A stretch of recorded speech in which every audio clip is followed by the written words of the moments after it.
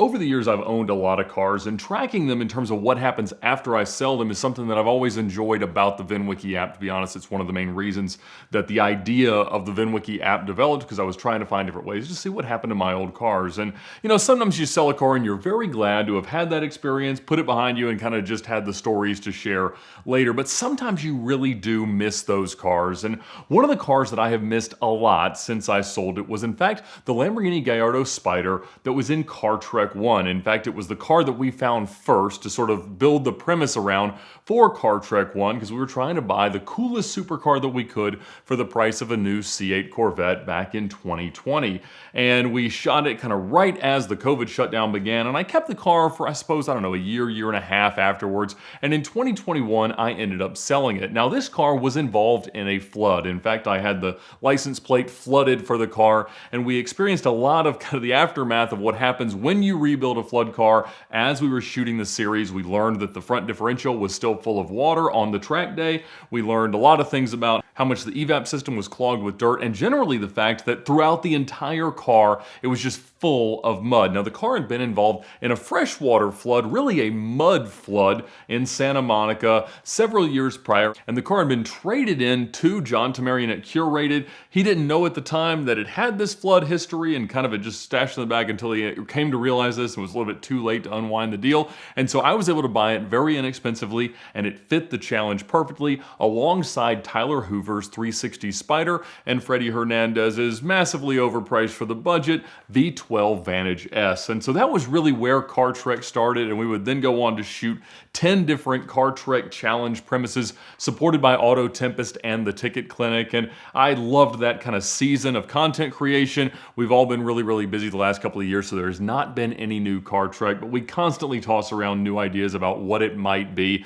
But as I was clearing out room and money to be able to continue to make Car Trek, buy more cars and things like that, the Gallardo had to go. But unique from almost any of the other cars that I've had that are more valuable, more interesting, more rare, whatever, I always just loved taking that car around, and it sort of occupied the right price point or value that if I wanted to toss the keys to a friend or let somebody else go play with the car, I didn't feel that badly about it. Now, I had generally made it fairly reliable, with a few exceptions that I had to disclose when I sold the car, including the fact that the fuel gauge didn't work, and that certain things about filling the car with fuel were a little bit more challenging, just again because of how complicated the ventilation system was for the fuel system, and so that never really worked. And so everybody that I sold it to or ever let drive it tended to run out of gas in the car, and so now you have to put a sticker that says, be careful, the fuel gauge doesn't work. If you don't remember when you got gas, go get gas. So I sold the car to somebody in New Jersey who has a big Amazon business, but also wanted to find ways to sort of move into the automotive content creator space. And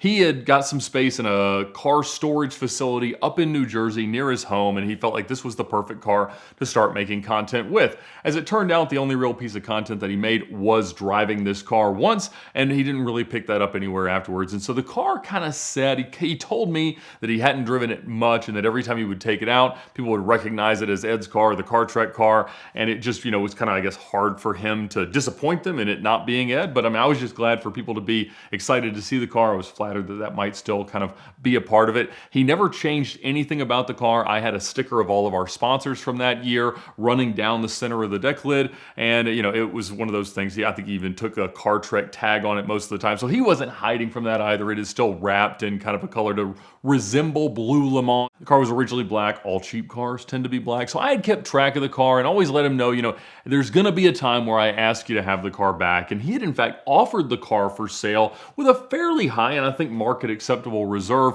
when we offered several of my cars for sale at the end of last year on SOMO, on Sotheby's Motorsport. And so the car didn't reach reserve. My cars sold. Some of the other cars that I'd owned previously that were kind of assembled for the sale did not transact. And so he didn't have anybody on it, and he advertised it a couple of places that you'd find on Auto Tempest, but not too widely. And so at one point, just kind of in a late night, fit of weakness, I suppose, I texted him and said, hey, would you take this for the car?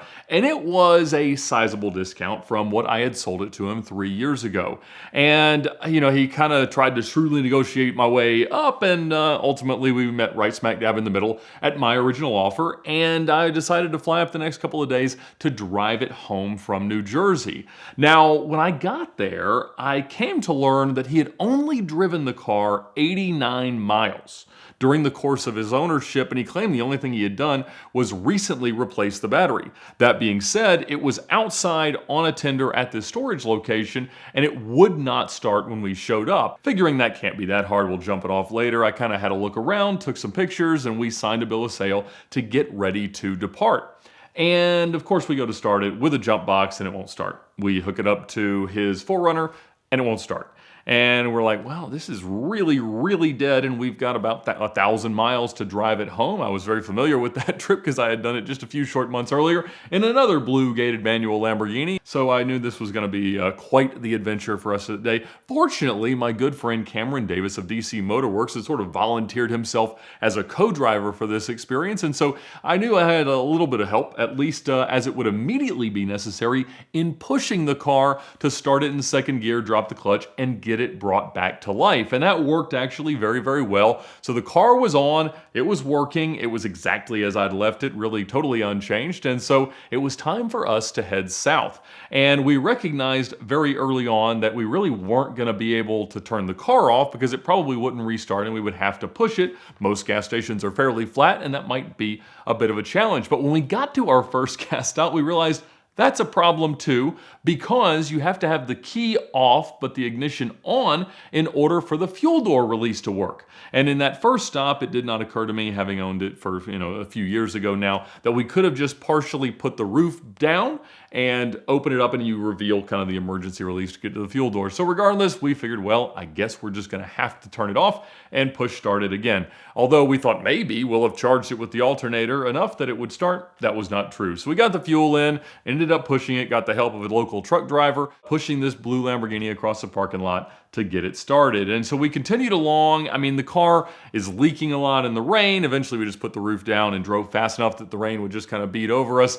I had forgotten how much I don't necessarily fit in a Lamborghini Gallardo Spider, but still, it felt great to have this car back. As you kind of look at the cars that celebrate different seasons of your life and this ultimate collection of who you are as a car enthusiast, the Verde Draco Mercy is very much the successes of my time at Lamborghini Atlanta. This is kind of my ultimate expression of the content that I wanted to make for YouTube, and us kind of building knockoff Top Gear through Car Trek with Freddie and Tyler, and who knows what'll come next. But to me, those just really, really fit.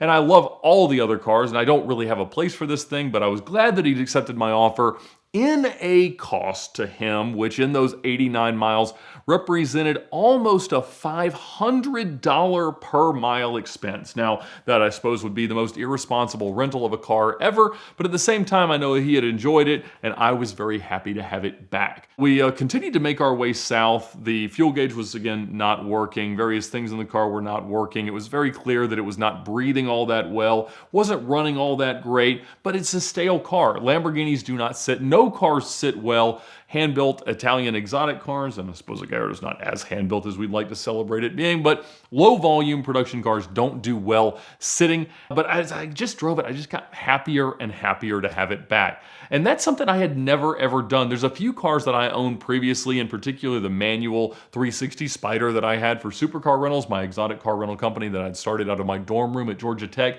that I had chased several times and tried to make deals on to get it back, but that hadn't worked. I did make an offer to get the Paris Hilton SLR back at one point, and he didn't want to do that. But I mean, this was really the one that I'd always figured there's going to be some time, some way where it comes back to me, and I was excited for that to eventually happen. And so as we neared home, my back was hurting. I was ready for us to start knocking out all of the things that were accumulating on the car's punch list, but we did get back late at night. I think it probably took us, 13 hours or so to make it back to Atlanta from New Jersey. Cameron went home, and the very next day, I took it to his shop at DC Motorworks for him to start knocking things out. And he was shocked at how much mud was still in the car. Now, I had noticed during Car Trek that whatever I would put in the front compartment as we drove would just get covered in dust. In fact, I got a piece of cardboard to cover that up to just kind of keep my luggage a little bit cleaner. In the later Car Trek series, especially the Oregon Trail, I would just learn keeping stuff clean is not on the menu, and we would just get dirtier and dirtier throughout the show.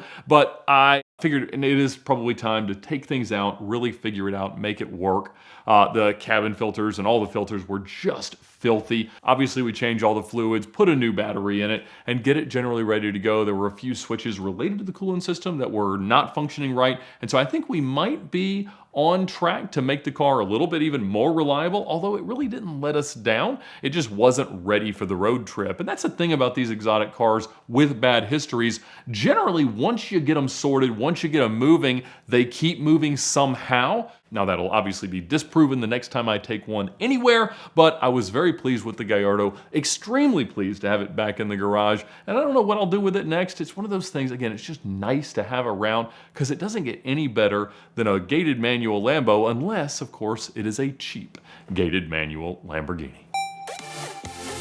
So in today's video, I did not send the Lemon Squad out to check this car out again. I thought I knew what I was buying, but as it turns out, when Lamborghinis sit for a long time, they do end up needing a bunch of stuff. And so I would have been very well served to have sent the Lemon Squad out. It's so cheap, it's so easy, and it is so valuable to see what a car looks like before you write that check. I'll get it sorted out, but I would have had a lot more negotiating power if the Lemon Squad had gone out, taken all their pictures, sent me their report, and I could have gone back to the seller and said, hey, it looks like I'm gonna spend a lot more than I expected bringing this car back up. But whenever you're buying a used car, go out to Lemon Squad, send them out. They'll usually get there within 24 or 48 hours to check out your car and let you know exactly what you're in for, and that will make you the shrewdest negotiator of all. So check them out now at the link in the description below for a special offer. But regardless, tell your friends, tell anybody that's shopping for a used car, use the Lemon Squad to check them out every time.